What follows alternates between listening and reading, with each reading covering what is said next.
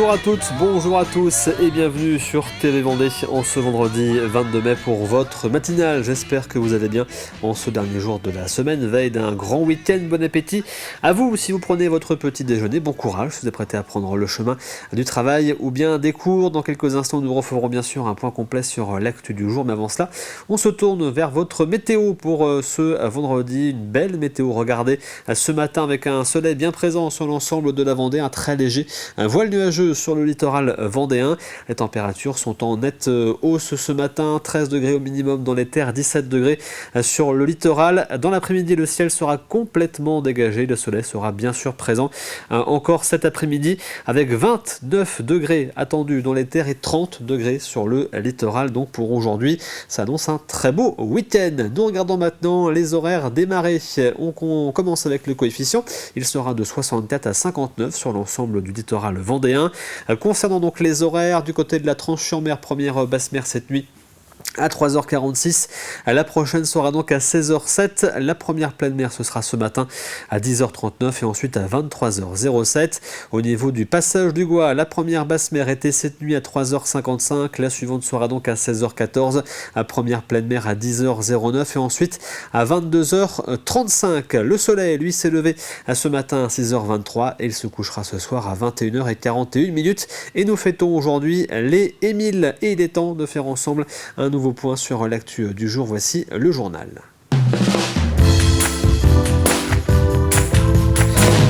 Nous commençons par revenir sur cet incendie cette nuit à l'aérodrome de Fontenay-le-Comte. Les secours ont été alertés peu avant 2h30 du matin pour un feu dans un hangar de 300 mètres carrés contenant une partie bureau et une partie stockage avec 5 aéronefs à l'intérieur. 43 sapeurs-pompiers et 22 engins ont été mobilisés. Leur action a permis l'extinction du feu qui s'est limité à la partie stockage et à un aéronef, ainsi que d'éviter la propagation à d'autres bâtiments.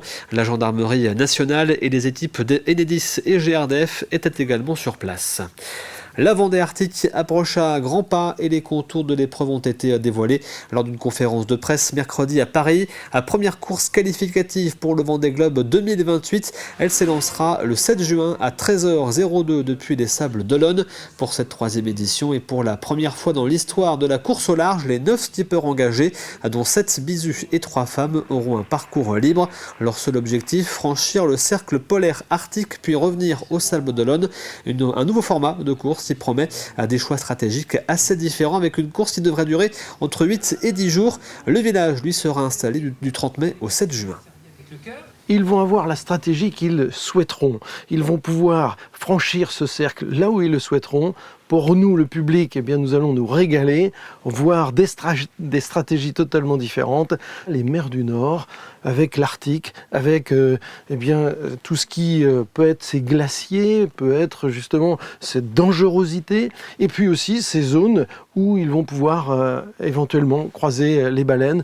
Tout ça, c'est du spectacle que nous allons essayer de protéger, bien évidemment, protéger à la fois la biodiversité et bien sûr nos skippers. Ils vont nous émerveiller, j'en suis sûr. Et parmi les 9 skippers engagés, nous retrouvons 2 Vendéens, Manuel Cousin, le skipper de Coup de Pouce, et Arnaud Boissière, le skipper d'April Marine, qui est à la recherche d'un co-sponsor d'ailleurs pour son projet.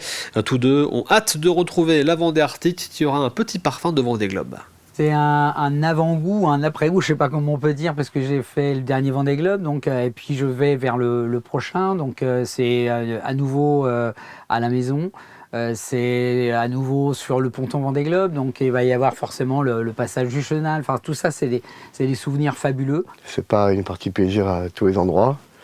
L'intensité de la course, la nervosité des événements, et puis le parcours qui est assez original, puisqu'on va pas virer quelque chose de précis, on va virer un endroit fictif que chacun pourra décider un peu au dernier moment. Donc c'est chouette, il y a beaucoup d'inattendus, il y a beaucoup de... Ça fait un peu un scénario catastrophe des fois quand tu vois un peu la météo, mais c'est chouette ce qu'on recherche aussi avec nos bateaux, l'extrême. C'est un secteur qui continue de tracer sa route malgré un contexte économique tendu, le tourisme itinérant. Et avec le week-end de 3 jours qui débute ce soir, de nombreux vacanciers vont justement prendre la route en direction du littoral vendéen.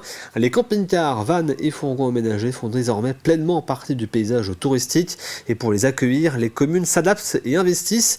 Car derrière cet engouement, les habitudes évoluent entre la hausse du prix des carburants et des voyageurs de plus en plus exigeants sur le confort et les services. Le modèle change. On ne vient plus seulement pour faire étape une nuit, on s'installe parfois pour plusieurs jours. Exemple à Noirmoutier en Lille, avec l'une des aires de camping-car les plus fréquentées de la région, avec plus de 77 000 nuitées en 2025. Reportage d'Anaïs Escalona. C'est un balai incessant au cœur des marais. Avec ses 142 emplacements, cette aire de Noirmoutier en Lille est la plus grande du département. Ici, la maintenance est quotidienne, car pour satisfaire une clientèle de plus en plus exigeante, la technologie doit suivre. Et là, la nouveauté de 2026, c'est qu'on a mis en place une nouvelle application qui nous permet de mieux sécuriser la sortie de nos clients. Ils vont avoir un pass digital accessible qui va leur permettre de rentrer et de sortir sur l'air. Et là, on va bientôt passer sur du Wi-Fi 6 qui sera plus puissant et va permettre une plus large couverture réseau pour nos clients. Mais le confort n'est pas le seul critère. Face à l'envolée du prix du gazole, les habitudes changent. Le prix de l'essence va avoir un impact, certes, mais il va être assez limité. On l'estime très limité parce que les gens vont quand même partir, mais partir moins loin. La problématique du camping-cariste, c'est de trouver des espaces de stationnement. Nous, ce qu'on estime, c'est qu'ils vont rester plus longtemps au même endroit et rester près de chez eux. Un constat partagé par cet habitué des lieux. Pour lui, chaque kilomètre compte et l'équation financière impose de nouveaux choix. 40 €, 50 € de plus sur un plein. Un plein, c'est sur ce genre de véhicule, c'est 200 balles. Alors, oui, ça hic quand même un peu, hein. Mais bon, on fait 600 bornes quand même avec ça. Donc on peut se poser, on reste plus longtemps au même endroit, puis c'est tout, hein. Pour la municipalité, cette aire à 1 million d'euros est l'arme principale pour éradiquer le camping sauvage sur l'île. L'avantage d'avoir aujourd'hui quelque chose de structuré avec des aires d'accueil, ça permet de réduire tout ce qui était stationnement un peu intempestif. Et donc, on les renvoie vers les aires d'accueil où on les sanctionne par le biais de procès-verbaux parce que on a dépensé de l'argent pour aménager des aires de camping-car. Donc, il est nécessaire qu'ils soient respectueux de ce qu'on a engagé comme dépenses. Un modèle gagnant-gagnant, donc, qui permet à Noirmoutier de canaliser les flux touristiques tout en préservant son écosystème fragile. Et nous continuons de parler de tourisme avec un livre passionnant sur le sujet. Si cela vous intéresse, voici un livre donc intitulé « La Vendée et le tourisme ». Il a été écrit par Johan Vincent, historien et maître de conférences à l'université d'Angers. Dans cet ouvrage, il retrace l'évolution du tourisme dans le département à partir de la fin de la Seconde Guerre mondiale jusqu'à nos jours et revient sur la manière avec laquelle la Vendée est passée du 10e au 3e rang des départements les plus touristiques de France. Une évolution qui avait d'ailleurs suscité de nombreuses critiques dans les années 70. J'ai essayé de le faire en explorant les archives départementales, en rencontrant un certain nombre de personnes qui ont vécu ces années-là, également en consultant des archives qu'on trouve ailleurs, notamment dans la région parisienne, pour évoquer l'histoire des colonies de vacances. Donc, par la force des choses, quand on commence à aborder un sujet, on ne fait que commencer à l'aborder. Il y a très certainement des histoires, des archives qui restent encore à découvrir. Et j'ose espérer que ce livre participera à l'histoire de la Vendée par ce prisme particulier qu'est celui du tourisme. À l'issue de la guerre, nous sortons d'une période où les corps ont été très fatigués par le conflit, les destructions étaient nombreuses.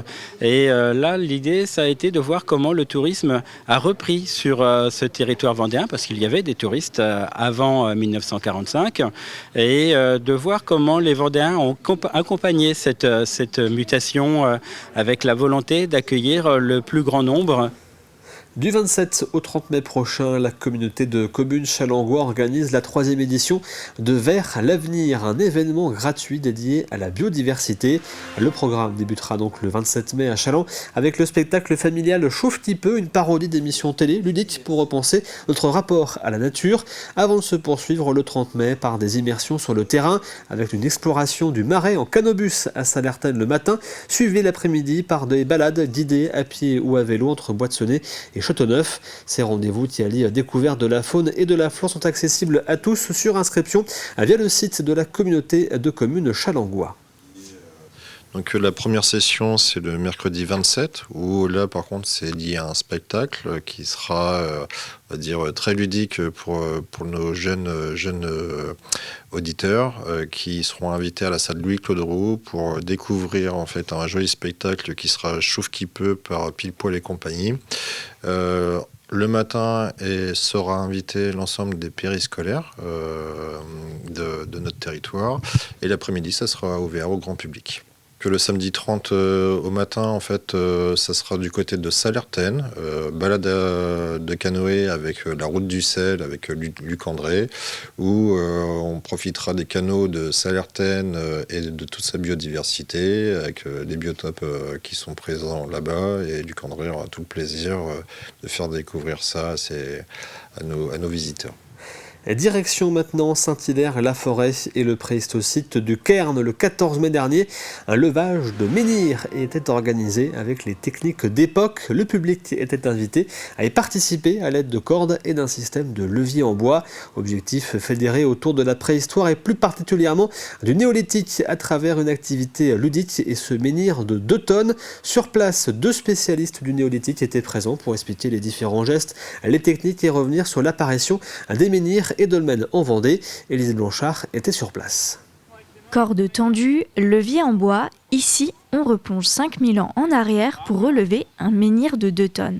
En fait, on va utiliser des leviers qui vont être positionnés sur la pointe, à l'arrière du menhir, et qui vont du coup permettre de faire basculer tout doucement le menhir, relever la pointe. Et à chaque fois qu'il se relève, on vient mettre du bois pour stabiliser et puis être en sécurité. Mais pour reproduire les méthodes du néolithique, la sécurité reste essentielle à chaque étape.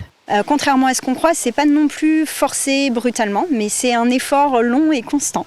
Il ne faut pas qu'il y ait d'à-coups pour éviter et de briser la pierre et de briser les bois, et du coup que quelqu'un se blesse. Donc il faut y aller tout doucement. En vacances en Vendée, Laura en profite pour participer et découvrir cette expérience hors du temps. C'est la première fois pour moi et j'y connais rien du tout, donc du coup c'est pour ça que je reste un peu pour regarder comment ils procèdent pour lever le menhir. Je pensais pas du tout que c'était comme ça. Là, ils ont fait, ils ont creusé un trou pour pouvoir justement mettre le menhir. Et après, oui, pour le déplacement, non, je savais pas du tout comment ça se passait. Pour Philippe Guillonnet, médiateur en archéologie, c'est une façon concrète de casser les idées reçues et de faire découvrir le néolithique autrement. L'idée, c'est de comprendre que ces populations néolithiques, dont on a souvent une image un peu biaisée de ces populations dès qu'on parle de préhistoire, c'est de se rendre compte qu'il y a une organisation derrière, qu'il y a des défis techniques, qu'il y a une réflexion à avoir aussi pour faire le point avec l'outillage dont disposaient les populations néolithiques, qu'avec des outils en pierre, finalement, on peut imaginer des procédés efficaces pour déplacer et dresser des pierres de plusieurs tonnes. Donc c'est de vivre un chantier collectif. Le néolithique, ça ne parle pas du tout aux gens en général. On voit des pierres dressées, c'est intéressant de voir que derrière ces pierres, il y a des bâtisseurs, il y a une intention, il y a des savoir-faire. Donc là, tout le monde se retrouve, on a besoin de fédérer les gens autour d'un projet commun et c'est aussi ça le néolithique. Ce projet collectif où le public est invité à tirer à la corde fait revivre l'histoire ensemble. Et ce week-end, le préhistosite du Cairn organise un préhisto Cluedo. Ce sera demain une grande enquête immersive, un événement qui se déroule dans le cadre de la nuit européenne des musées. De nombreux d'ailleurs sites historiques et musées ouvrent donc leurs portes durant l'ensemble du week-end. C'est la fin de ce journal. Il est temps de refaire ensemble un point rapide sur votre météo du jour, avec donc le soleil qui est présent ce matin sur l'ensemble de la Vendée, un très léger voile nuageux sur le littoral, comptez 13 à 17 degrés pour la matinée. Dans l'après-midi, le ciel sera complètement dégagé et le soleil sera donc bien présent avec une nette hausse des températures à 29 degrés dans les terres, 30 degrés sur le littoral. Il est temps maintenant de passer au plus de l'info du jour.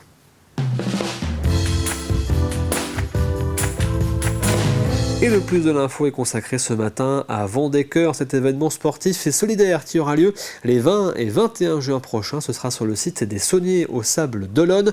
Objectif pour cette nouvelle édition, récolter 200 000 € au profit d'associations qui œuvrent dans le domaine de l'enfance.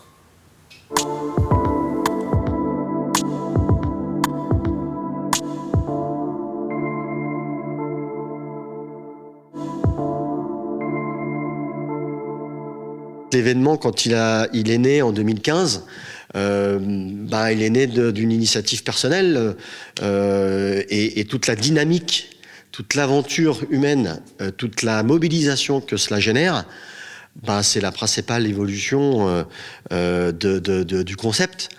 Parce qu'en 2015, notre vocation à nous, l'association Vendée-Cœur, étant de collecter un maximum de dons ou de donner les possibilités aux uns et aux autres de collecter un maximum de dons. On va y revenir, j'imagine. 2015, l'événement génère 20 000 euros. En 2024, l'événement génère 185 000 euros. C'est pas forcément une gloriole. Nous, on est support. C'est juste une belle évolution parce que, justement, il y a eu une mobilisation en 10 ans.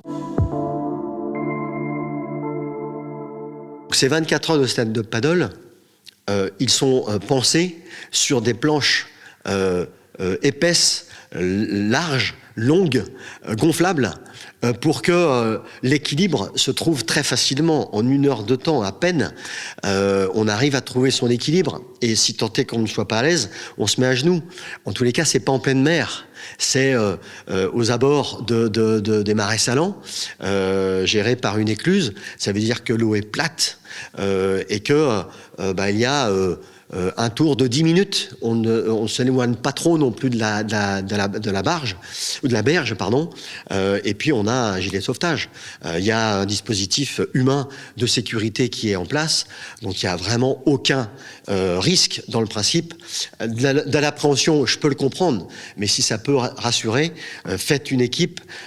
Si vous êtes sensibilisé par les dons, c'est une aventure humaine qui est folle. Ne vous freinez pas par le support qu'on propose. Le stand-up paddle, c'est très accessible. Les entreprises, le résultat, c'est que les entreprises, on leur demande énormément. Moi-même, j'ai une entreprise, je côtoie beaucoup de chefs d'entreprise et on leur demande beaucoup, et y compris dans le social. Et notre événement à nous, il touche le social de l'entreprise, il touche la marque employeur. Ça veut dire qu'il a fallu qu'on les ennuie un peu moins ou qu'on donne un peu plus de sens à nos partenariats, au-delà du sens déjà réel, lié au concept de l'événement. On a multiplié pour le coup un nombre de partenaires. Les partenaires donnent moins, mais ils donnent. Et plein de nouveaux donnent un peu, mais je pense qu'on va y arriver.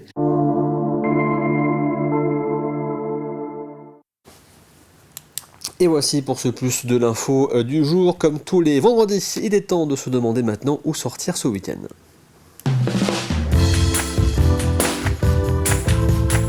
Il y a beaucoup de rendez-vous ce week-end. Nous parlions il y a quelques instants de la nuit européenne des musées. On a aussi du sport avec le Critérium national de badminton à Tiffauges, le trophée Gustave Beignon en cyclisme contre-la-montre par équipe à Torigny, qui est le championnat régional du contre-la-montre par équipe, du BMX aussi, si je ne dis pas de bêtises, du côté de Champagny, les Marais. Bref, beaucoup d'événements. Le festival du jazz aussi à Saint-Gilles-Croix-de-Vie. Nous en parlions il y a quelques instants avec le maire de Saint-Gilles-Croix-de-Vie, François Blanchet. Bref, vous l'aurez compris, le week-end est bien rempli. Voici un petit tour donc des événements qui ont lieu ce week-end en Vendée.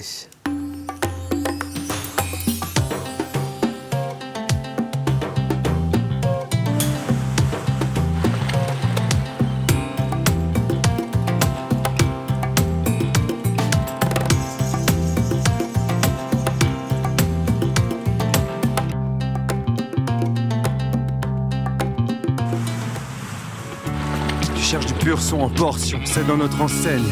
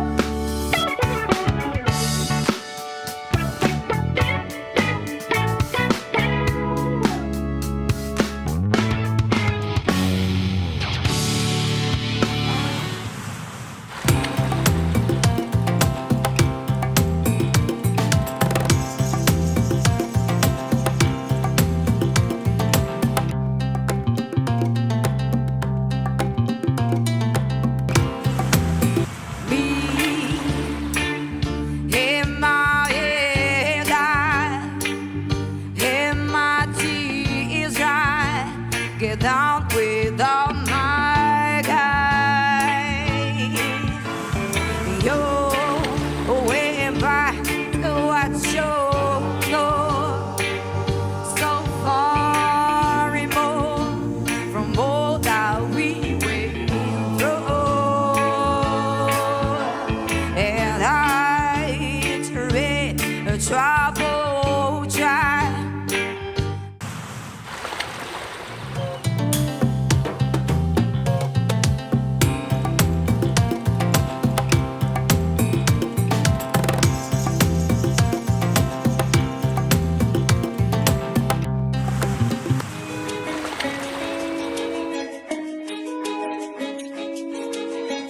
Évidemment, tu as vieilli, mais ta vie n'est qu'à moitié finie. Elle est bien faite, c'est quand même fou. Moins tu vois, plus on voit ton caillou. Moi je n'en finis pas de t'aimer, même quand la télé te regarde ronfler. Bientôt 18 ans sans latex, les ventres se touchent avant les sexes. Ah, allez mon Dieu, c'est juste un coup, un petit coup de vieux, un petit coup de mou.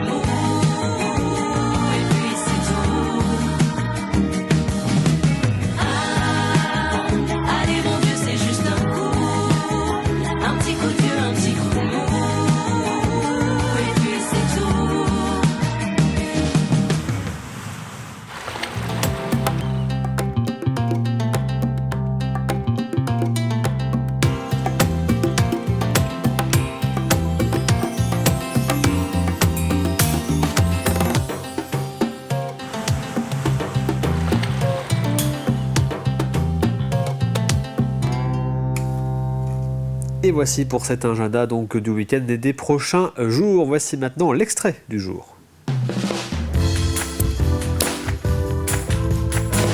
Et l'extrait ce matin, c'est l'émission Son détour. Cette semaine, Hervé Leroc embarque à ses côtés Guillaume Héon, un ancien homme des médias, ancien directeur général d'AMP Interactive, entreprise de production donc télévisuelle basée au Sable d'Olonne. Il dirige maintenant sa propre société Confidence, où il conseille les entreprises, les associations, les événements sportifs et culturels sur la prise de parole et leur communication. Regardez.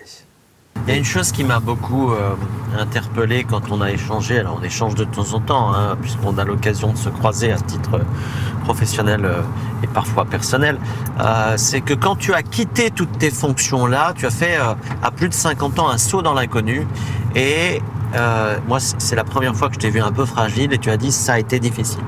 Ah c'est difficile. Je saute du coq à l'âne. Non mais tu as raison, voilà, là c'était il y a 30 ans et là c'est ce que tu évoques, c'était il y a 4 ans. En fait, plusieurs questions. En fait, on sortait de la période de Covid qui est pour un manager ou un dirigeant a été vraiment une étreinte, une contrainte et vraiment on sort de la machine à laver. Et donc certains s'en sortent avec beaucoup de force. Et moi j'étais vraiment bien crevé, et ça faisait aussi écho à une période de 25 ans dans une boîte magnifique, mais dans la AMP, dans laquelle j'avais beaucoup donné. Je dirigeais AMP Interactive depuis 2006. Voilà, il y a deux personnes qui m'ont vraiment inspiré dans ma vie professionnelle, dans mes patrons. Et je l'ai déjà dit et écrit, je crois, c'est Jean-Pierre Leroc qui était le patron d'Intermarché, avec qui j'ai. Ils sont bien les Leroc en général. Je dis ça à dessein parce que ce sont des gens forcément formidables. Ça n'a rien à voir avec moi, hein, ça n'a rien à voir. C'est pas du tout la même famille. Et puis Gilles qui a fondé AMP en 86 et avec qui j'ai travaillé pendant 23 ans, 24 ans. Et rendez-vous donc aujourd'hui sur TV Vendée pour découvrir ce nouveau numéro de Trésors cachés. Il est temps maintenant de passer ensemble à Café Cuisine.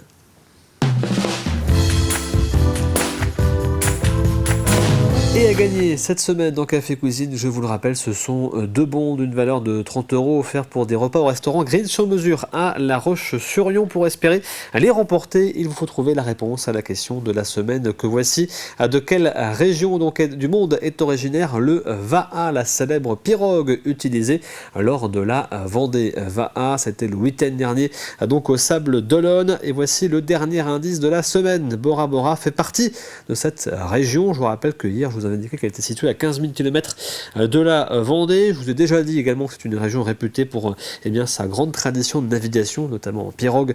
Bien évidemment, vous avez donc jusqu'à aujourd'hui à midi pour tenter votre chance. Rendez-vous sur tvvendée.fr, rubrique le jeu de la matinale. Un tirage au sort parmi les bonnes réponses cet après-midi. Et donc je rappelle qu'il y a à gagner 2 bons d'une valeur de 30 € offerts par le restaurant Green sur mesure à La Roche-sur-Yon. C'est la fin de cette matinale. Merci à vous de l'avoir suivi. On va se retrouver de manière exceptionnelle, non pas lundi matin, mais mardi matin. Donc rendez-vous mardi à partir de 7h pour une nouvelle édition. L'actu Vendaine revient bien sûr aujourd'hui à 12h30 avec le journal présenté par Aurélien Huard. Passez d'ici là un très très bon week-end sous le soleil vendéen. À très vite.